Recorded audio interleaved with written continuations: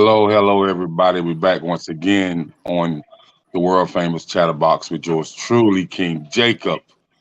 And, happy Monday to you, motivational Mondays, all that good stuff. Beginning of new week, new connection, new blessings, and some new residual income. So we are here in the building, chopping it up with a very special guest, Miss Tinslee Christopher. Hi, how are you? Hello, great evening. I'm incredibly great. Thank you so much for having me on your show today. All right. So for people who don't know you and want to get to know you, who is Tinslee Christopher? I always like to start off with I'm a believer. I have a strong background. My faith is very strong. I feel like everything I do, God is at the foundation of it. I am a mother. So instead of calling myself an entrepreneur, I like to call myself a mompreneur, which is just a mother that is, handling their business as well as taking care of home. I believe that you can do both effectively if you have the right support system. Also, a lot of people know me from 2 Minutes with Tinslee. I kind of switched it up a little bit, so now I'm focusing more on life insurance and really just inspiring and educating and empowering people to be financially secure and to make sure that they have exactly what they need on the worst day of their family lives, as far as just being able to have that peace of mind of taking care of everything as far as funeral and burial expenses. Okay. And so, with with that being said, that's who you are. And so, let's go in a little detail about your upbringing, your background, from high school to college, and how you became this person with a mindset to become a entrepreneur, become financially stable, to run a business.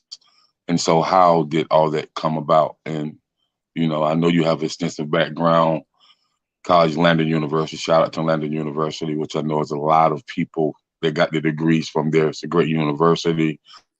And so, just chime in with us and tell us more about how the journey started. All right, let's go Bearcats. What my Bearcats said today? I don't know. But Hmm. starting from high school, I would say I wasn't a person that was really into doing sports. A lot of people ask me, "You didn't play sports in high school?" And I was like, "No, I was too busy getting to the money in high school." So from like 10th grade to 12th grade, I worked at Wendy's in customer service, and I was just really focused on making sure that I had my own money. I never been the type of person to like to ask anybody for anything, especially if I feel like it's a way for me to make it happen on my own. And that motivation and inspiration really came from my upbringing because I was raised by my grandmother. So shout out to her, Becky Threads. She has been an entrepreneur now for over 40 years, I know, to where she's owned her own alteration business. And I've always looked up to her as being my superwoman. I saw her being able to still be there for school events, still be there to make church events, and just being different leaders in her community, as well as still taking care of home and still running a successful business.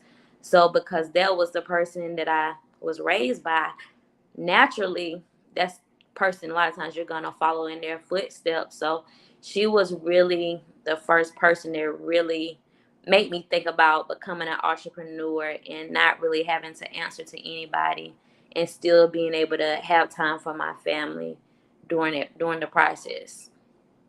Oh, okay. So, upon graduating high school, you went to Lander, and what was your major in Lander? It was I did business, but my emphasis was in marketing management, and I had a minor in psychology. That's interesting. That's a very interesting major, and with the minor in psychology. How does that work for you with your business? What you knowing about the business and the marketing and having a minor in psychology, and so how has that worked for you to impact different levels of your business?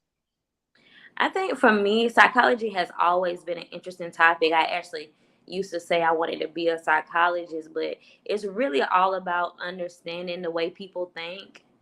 And I think once you really understand the psychology of people and the mindset of how the people, it's naturally easy to understand how to get those people to move. And not necessarily as in the fact of trying to play mind games, but really learning how to listen to people, how to pay attention to body language, and really take interest in what are important to other people, being able to listen. So I think psychology is important in that fact, as far as it really taught me how to listen and pay attention to people outside of what they're saying, but how they are reacting, because I always believe actions speak louder than words. Okay. And so, with you understanding that you have to have a listening ear to understand what people is going through, to understanding where they're at in life, that has really helped you flourish your business. Because sometimes people have um, don't listen with the intent to reply, but people should listen with the intent to understand. And Absolutely. but sometimes that goes over people's heads. So, but yeah, like I know, what I mean. When they already have it figured out, then why would they even listen to you?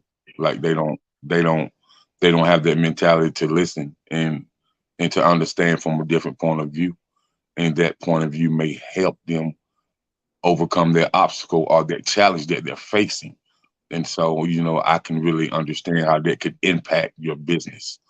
So, Definitely. uh, you are a life insurance agent, correct? I like the term life insurance specialist, Okay, but then. Okay. I'll take agent as well. But I think what I do is more than just being an agent. It's more so about being an advocate, being that middleman in between that person and what's about to occur, because anybody can sell somebody a life insurance policy, right? But it's different when you have somebody that you know is genuine, that really care about you, care about your family, and ultimately really want to put you in a better position to make sure that you have exactly what you need that's going to be a best fit for you, and not just in the interest of the agent. Okay. So, upon you getting to becoming, someone that helps people on the financial back end of protecting their family, protecting themselves, um, let's talk about for the people who may want to get into, you know, your professionalism, your business. Um, how hard is the testing, and how much do a person have to study to really understand, you know, um, everything that goes on when it comes to life insurance? So how was that testing for you, and how was the studying part for you?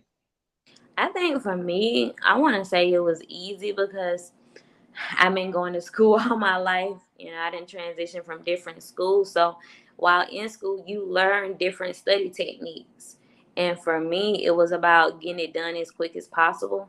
And so when I used to have an exam for school, I knew how to carve that time out and really have focused time. And I say focused time because sometimes we're trying to study something or we're reading something, but we're doing three or four different things at one time. So when it comes to studying for me, it's about being intentional and being completely focused on what I'm doing and eliminating all those distractions. So if you have somebody that's interested in the field and say, hey, I may not be good at taking tests, or I'm not sure if I'm going to be able to pass, I would just say go back to, everybody has had to take a test in school at some point in their life, whether they went to college or not. At some point, you done had to take some type of test.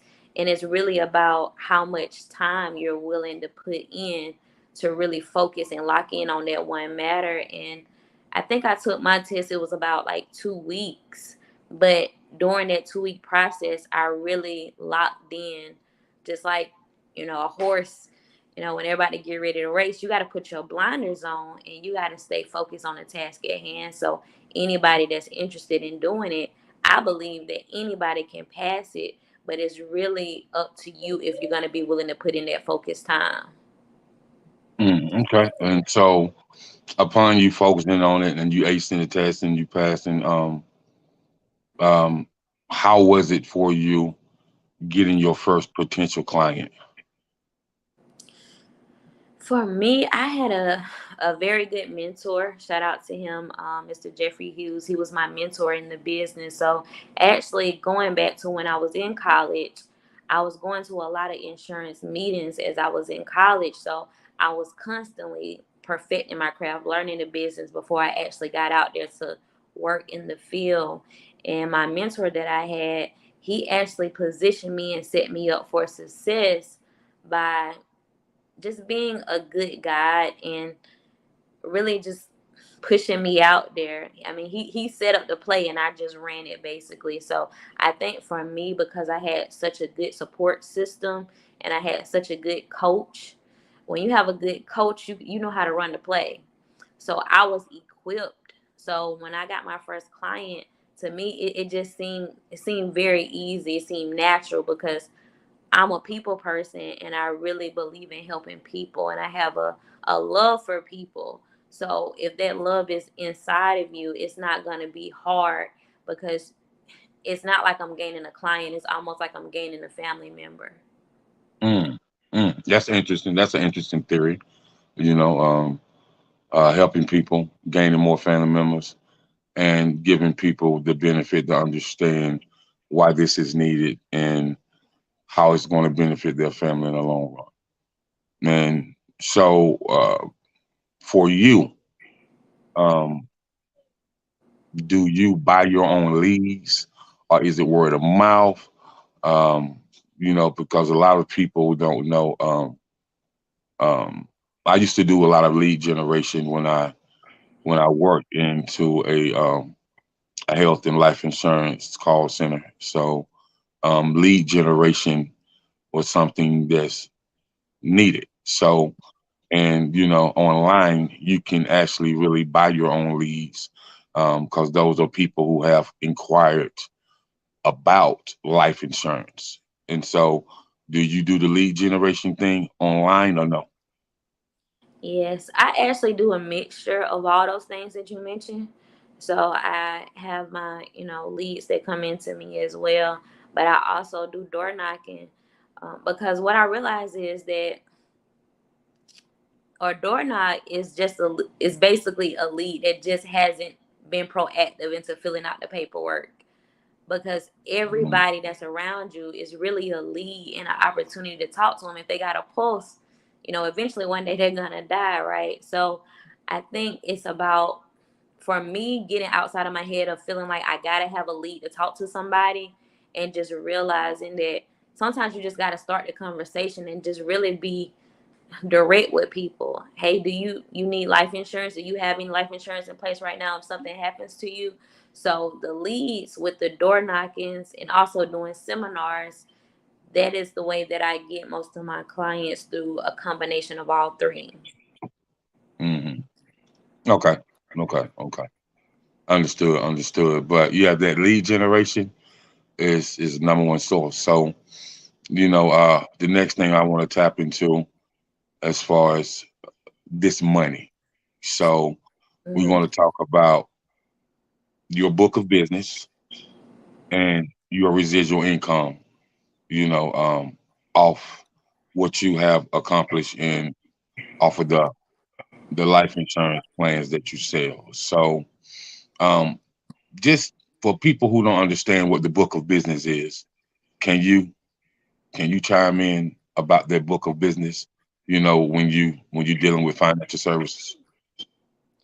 So a book of business is really just your clientele that you built up over a period of time. And I think the main thing when it comes to the book of business is retention, because it's easy to sign up a client. It's a little bit more work when it comes to keeping a client. And I'm sure you understand exactly what that means, because it's a relationship. So if you look at it like a relationship, you realize if you had a wife or you had a husband and you're not taking time to check on them to make sure they're okay, or if you have a situational problem with them and you don't say, hey, is there anything I can do to try to help you fix it or correct it, then naturally the relationship is gonna end. And it's the same way you have to treat your clients.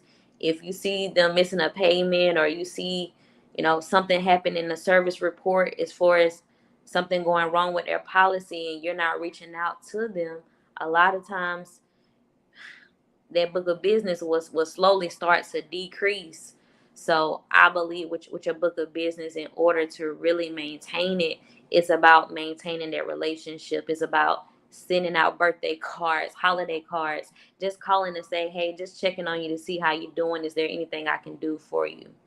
So, but your book of business is definitely important, especially if you're going to maintain that residual income, which is just from every client that you have, being able to, get that extra income in by maintaining that clientele. Right, right, right. And so, I know you spoke about customer retention. So let's chime in on client relations and customer retention and what that means to a person that's in the the professional field of financial services. So expand more so on the retention part, as far as what do I do to Um, keep why it. it's needed, why it's needed, as far as to keep a client, and as far as for that client to give you referrals to their friends and their family members. Well, I mean, that definitely has a lot to do with it, with what you just said, because if I have built up a good relationship with a client and I have really taken time to service that client, as far as if we need to change a payment, we need to change the account number, if we need to change a beneficiary, being available to them and knowing that, hey, when they call, you need to answer. And sometimes it's going to be at times that's inconvenient. But again, you want to treat your clients like they're your family. If they reach out to you, at least you want to get back to them at an expedient amount of time. And in doing so, a lot of times they're going to refer you to their family and their friends because of the great service that you provide. Anytime you get a great service from me, if I go to a restaurant and the service is good, I'm going to tell everybody I know, you need to go to this restaurant. So Hmm. it's the same way with our customers. If we treat them the way we want to be treated, or how we want our family to be treated, then they're naturally going to refer you to other people, which is going to continuously make sure you always have somebody to talk to. Right, right. Okay, okay. And so and those client relations are so important, as far as because you may have a client that is over a whole shipping and receiving department at like a Walmart distribution center, and in their packet, they may be looking for a new way to put a new form of life insurance in it. And so, for it, if you can build that relationship or set up those roundtable meetings where, or you have the projector screen, and you show, how the health insurance works and whatnot, and there you go, you just sign up with 2,000 people, which we call that, you know, um, business group insurance. You know what I mean? So it's so many different ways that you can make money with the group insurance as well. So have you tackled that market as well? So most of my clients is really on a individual base. I don't do a whole lot of group insurance. I do more so individual insurance. Hmm. So I haven't really tapped into going to different jobs and places like that to do the group insurance. Okay, which is still a very untapped market. because a lot of people don't, um, which I think they should, because that grows your business. So, and just want the chime in about the call center structure of life insurance. So, um, I was able to work in a 70-man roster call center, which they sold health, life, and dental. And so, let's talk about, is that something that you ever thought about, is open up a call center with life insurance agents? I actually have. So Excuse me. you good. I'm But good. yeah, I'm good.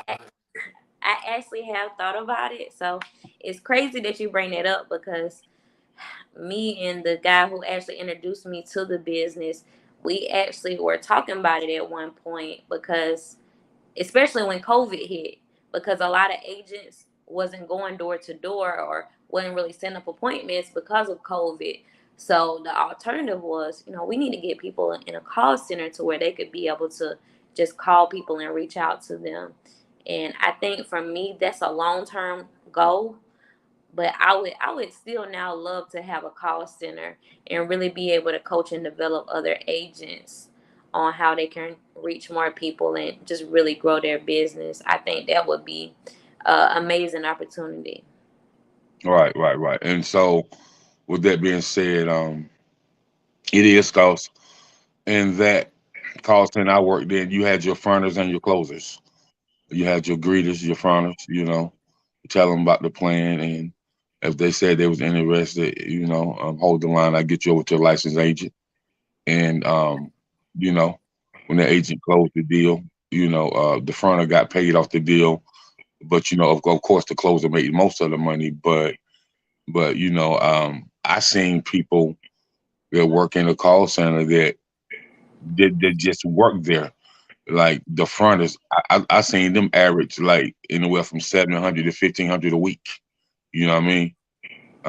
And the agents, cause a lot of people don't know in the call center forum. I don't know about the individual, but certain companies pay the agent 9 months in advance for their deal, and so it's a big business. I used to sit and talk to the owner of the call center. Then after he paid everybody out, he would still make about 50K a week easily. Because you thinking about a 70-man roster call center. You got life, health, and dental, and then you had the accidental death benefit, you had the cancer benefit. You know what I mean? And you had the Gerber baby life insurance as well. So so it was a lot going on. Because he had the contracts. With Aetna, Blue Cross South, Blue Cross Gold, True Blue. So he had a lot of different contracts. With different you know bigger insurance companies as well. So it's a big business. And just wanted to chime in. Are you familiar with the CRM? CRM, um, Yeah, customer, is it customer? I'm trying to think of what the acronym is it, but when I think of CRM, I'm thinking it's, about a database that you use to be able to keep up with your clients. it is a database.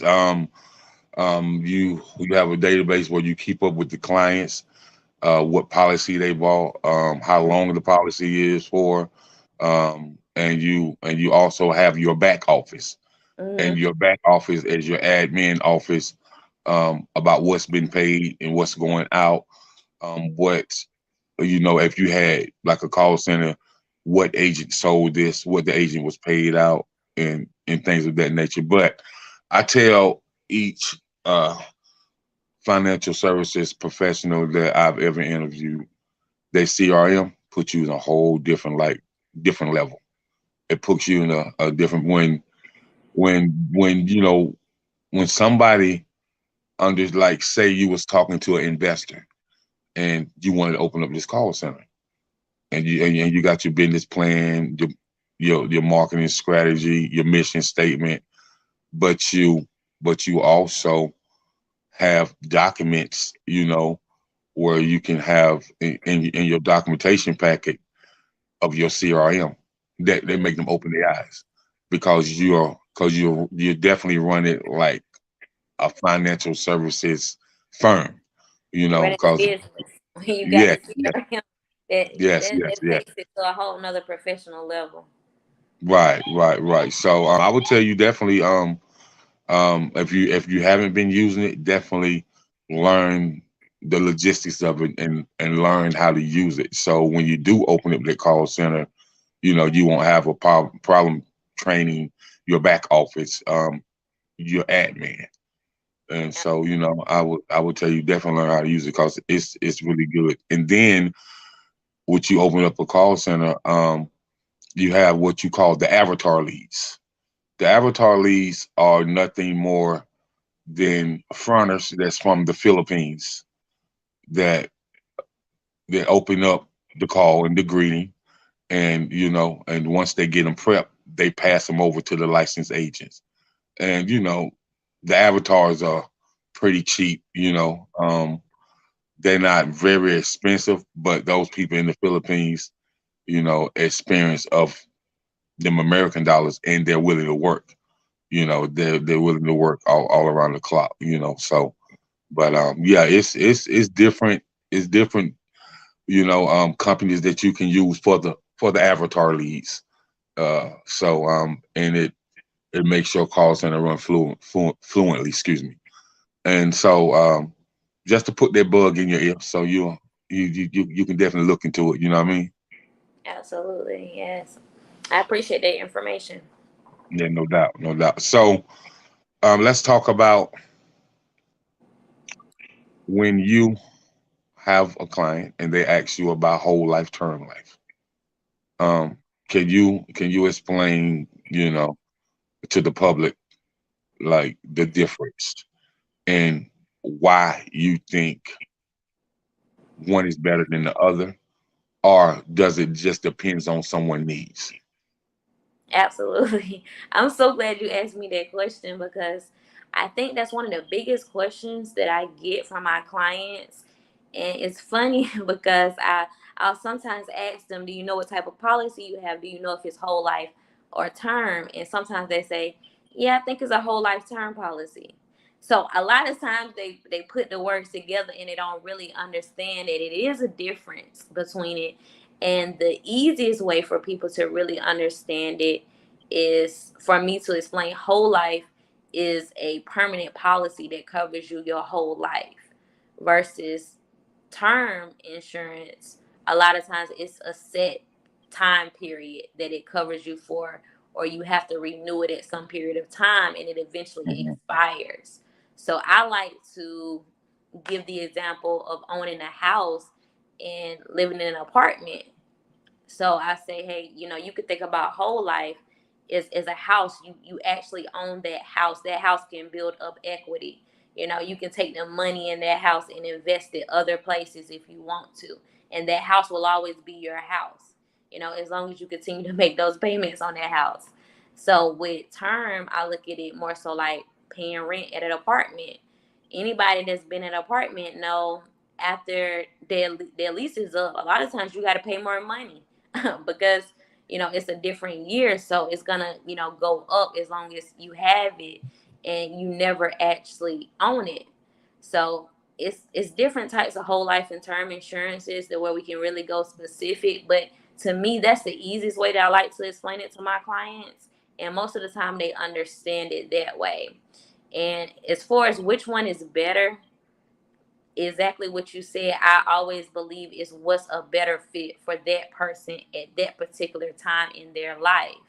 Because if you're younger, I always recommend you definitely want to have at least one term policy, because if you die prematurely, it's going to pay out a bigger coverage and it's going to cover those huge assets like a house, like a mortgage, or maybe having some money left behind for your children if you die young. And if you're older, you definitely want to have at least one form of whole life coverage, because you're wanting something that's going to be permanent and take care of those funeral and burial expenses when you die. So my recommendation to the person is, if you can have both, have both of them.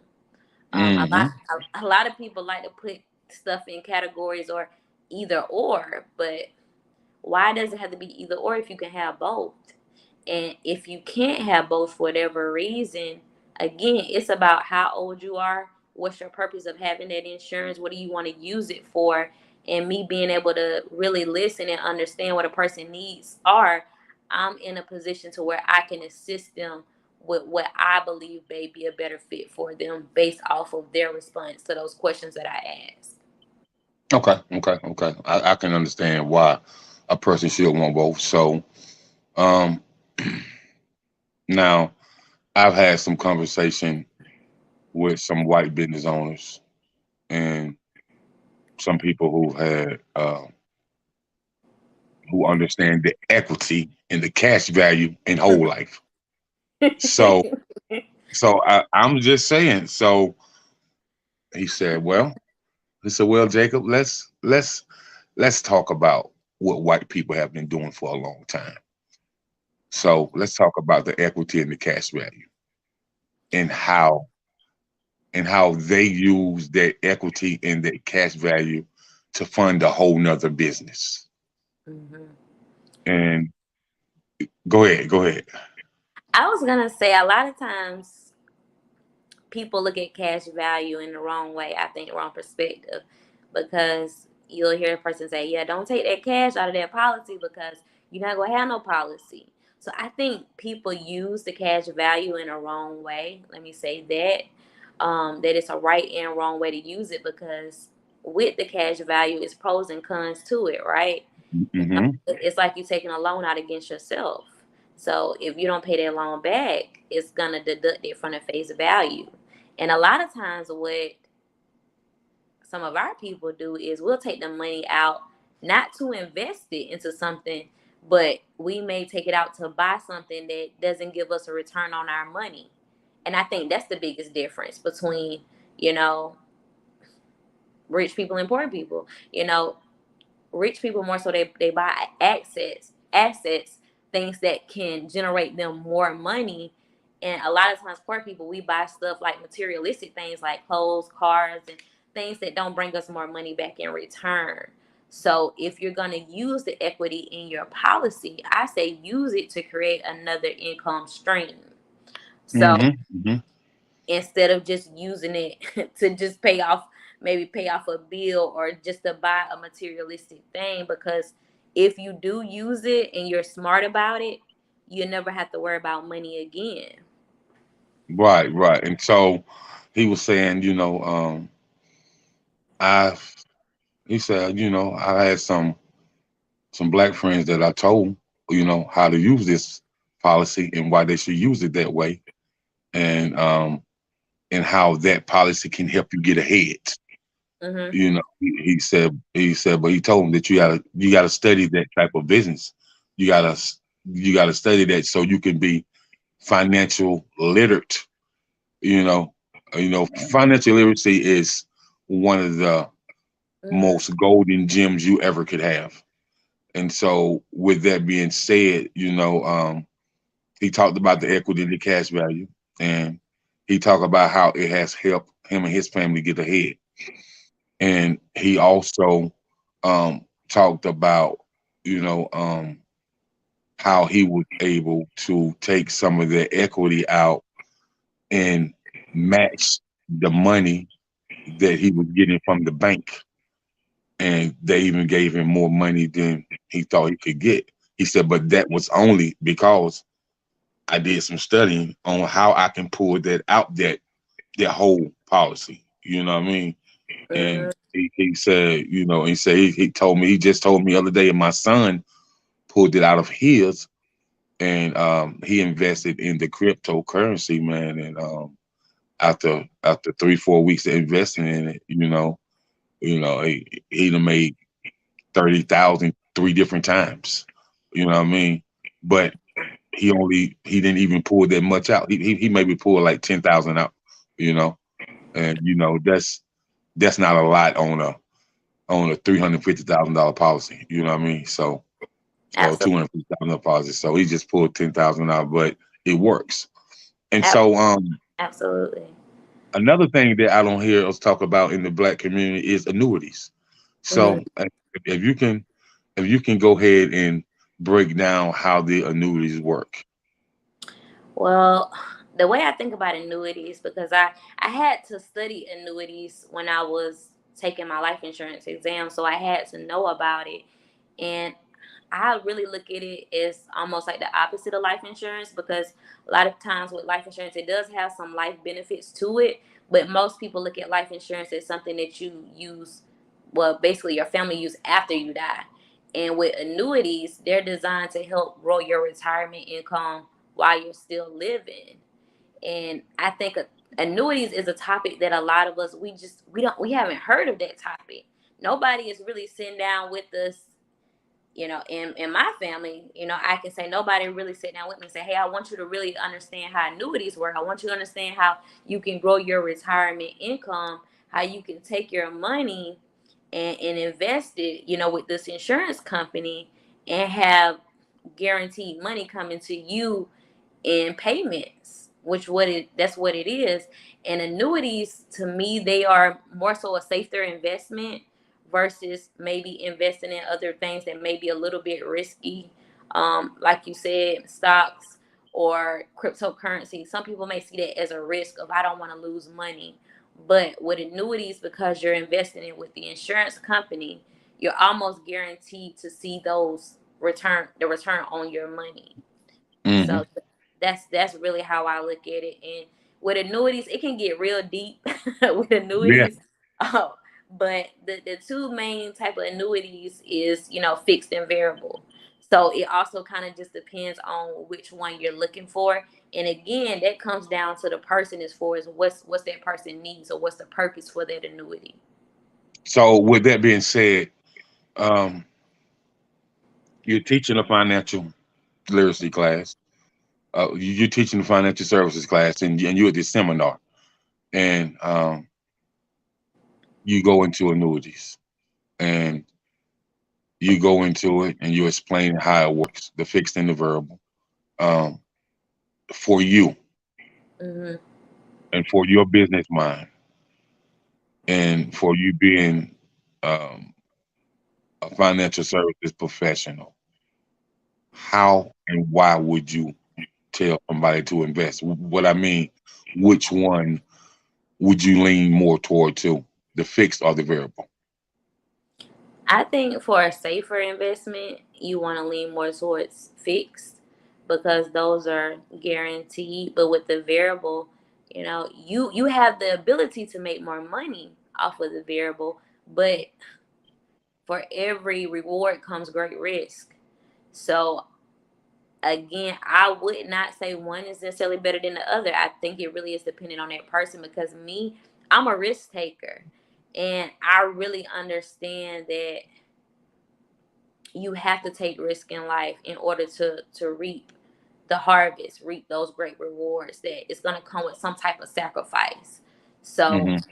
it's about people really understanding that when you go into these type of investments, understanding the risk, calculating the risk, and making sure that it's not a risk that if you were to lose, like, it wouldn't kill you. You know what I understand? So it's about Right. taking those calculated risks and making sure that you can bounce back from it. Hmm. Okay. Okay. I can dig it. I can dig it. But it's just to let you know, people.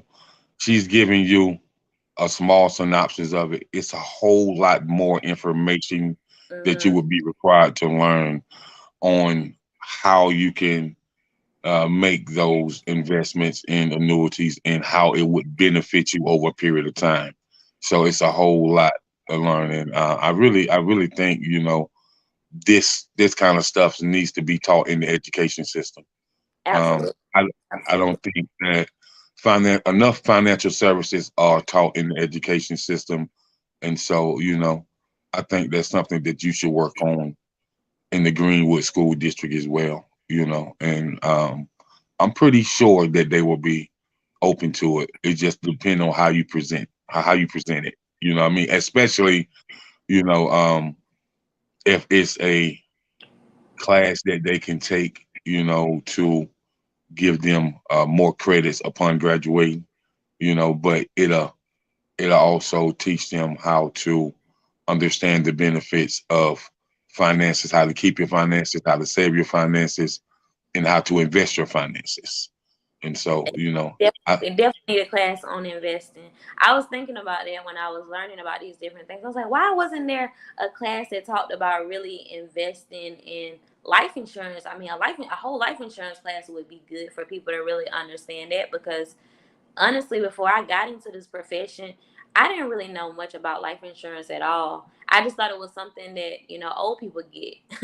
Like, once you get older, you might need to get you some life insurance. But as a younger person, I never even thought about it. mhm. So Yeah. if it was presented to me at school, it would at least got me to thinking like, this may be something I need to look into now, because I think about those children policies, like you said, with Gerber, Mutual of Omaha, all those different places that have those children policies.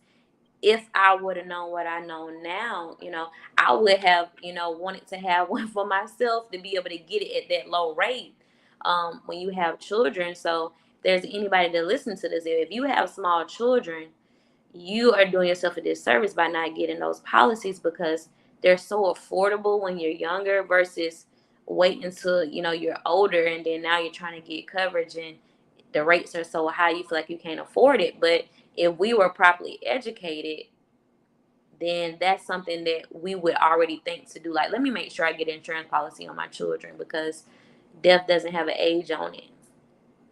For those that don't know, my baby sister has had Gerber Life for a very long time. When I say a very long time, my baby sister is like 35, 36 now, and she's had that Gerber insurance policy her whole entire life. Like when when I hear her talking to them on the phone, they always tell her that she's grandfathered in anything she wants. They tell her they got her. So when you that loyal to an insurance company, they'll pull some tricks out the trade for you, for real, for real. I mean, it makes a difference when you had a policy for years and years and years, and the amount of money that you have built up into it. I mean, for instance, if you got your child a policy when they were 5 years old, imagine how much money they have into it when they turn 50. And then Hmm. they have the option to say, hey, either I want to cash this in and get the money out of it, or, I have a paid up policy that I don't have to pay for anymore. Hmm.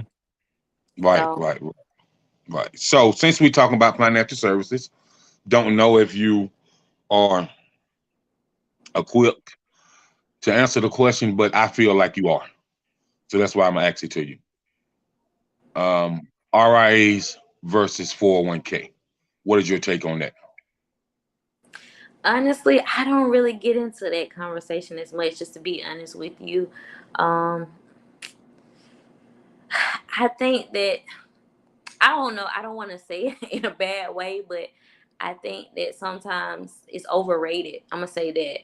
So that's not really a subject that I really like to dive into a lot. I know sometimes that subject can turn left quick as far as if 401k is good or IRA is good, but I think that it's deeper than what people think it is. And what I would say about it is really look into all the pros and cons when it comes to that. But me personally, just being honest with you, I don't be, I don't believe in 401ks. I mean, I don't have I don't have one. I Well, know there's penalties and stuff associated with it, with taking money out, and I mean it's a lot involved with those. right. So this is what I'm gonna say to you, Tinsley, and this is what I'm saying. Listen to me really good. Um, I think from this dialogue on this podcast that you should definitely get your financial advisor license. And the reason why I Okay. say that, Mhm. because you work in the financial services field already.